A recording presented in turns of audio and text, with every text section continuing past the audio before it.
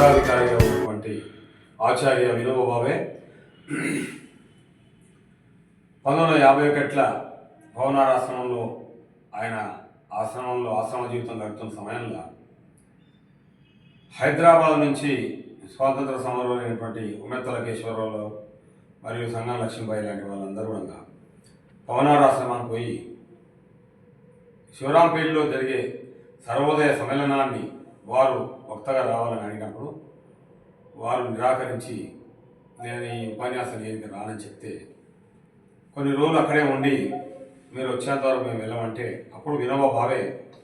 భవనార్ నుంచి హైదరాబాద్ శివరాంపల్లి వరకు పాదయాత్రగా వచ్చి శివరాంపల్లిలో జరిగినటువంటి సర్వోదయ సమ్మేళనాన్ని అడ్రస్ చేసి ఆ తర్వాత అక్కడ కొన్ని పత్రికలు చదివి ఇక్కడ ఏం జరుగుతుందని చెప్పి తెలుసుకొని ఈ హింస జరుగుతుంది, హింస వల్ల ఎలాంటి ప్రయోజనాలు రావని చెప్పేసి ఎక్కడ జరుగుతుంది అంటే ఈ ప్రాంతంలో నల్గొండ జిల్లా పోచంపల్లి ప్రాంతం తీసుకెళ్తారని తీసుకెళ్ళినప్పుడు పోచంపల్లిలో అక్కడ రైతులని అక్కడ ఉన్న హరిజనవాడ పోయి వాళ్ళని కలిసి వాళ్ళతో మాట్లాడి ఎందుకు మీరు ఈ ఆయుధాలు బట్టి హింస నిర్వహిస్తుందంటే ఇప్పుడు మాకు బతకడానికి పిడికడు గంటెడు మట్టి లేదు, మాకు భూమి లేదు, ఉన్న వాళ్ళకు 1000 ఎకరాల భూములు ఉన్నాయి కాబట్టి మమ్మల్ని ఏం చేయమంటారు, అవతల వాళ్ళు భూములు ఇప్పిస్తామంటే వాళ్ళు ఎక్కడ పోయినాం అని చెప్పి వినోబాకు పోచంపల్లిలో ఉన్నటువంటి హరిజనవాడలో ఉన్నటువంటి రైతు వాళ్ళు చెప్పడం జరుగుతుంది. ఆ పేదవాళ్ళు అప్పుడు వినోబా భావే ఆలోచించి ఏ విధంగా ఈ సమస్య పరిష్కరించాలి, హింస లేకుండా అహింసా మార్గంగా ఎట్లా పరిష్కరించాలని ఆలోచిస్తూ ఆ రాత్రి పోచంపల్లిలో ఉన్నటువంటి పేర్ల కొట్టంలో బస చేసి తెల్లవారుజామున ఊర్లో అందరికీ పిలుపునిచ్చి ప్రేయర్ టైం, మెడిటేషన్ టైంకు అందరూ వస్తారు. అన్ని వర్గాల వాళ్ళు, సవర్ణ వర్ణాలు, అన్ని మతాల వాళ్ళు ఆ సమావేశానికి వచ్చి అందరూ పాల్గొంటే ప్రార్థన అయిన తర్వాత జూషెట్ కింద వినోబా భావే ఈ ఊర్లో ఎవరన్నా భూమి ఉన్నవాళ్ళు 100 ఎకరాల భూమి నాకు దానం ఇస్తే ఆ 100 ఎకరాలను నేను ఇక్కడ హరిజనులకు పంచిపోతా, నాకు ఇది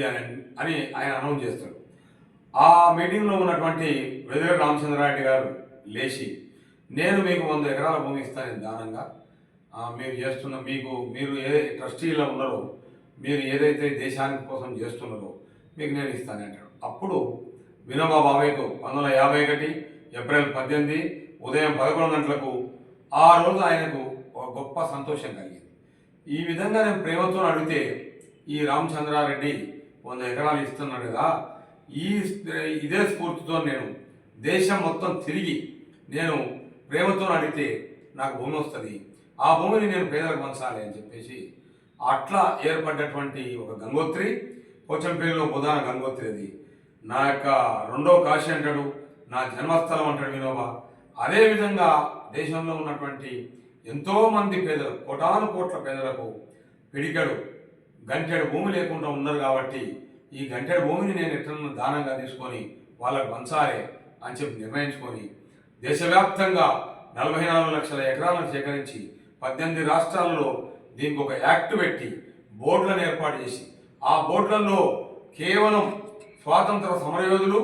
మరియు ఈ బోధనోద్యమంలో పనిచేసిన వాళ్ళే ఉండాలి అని చెప్పి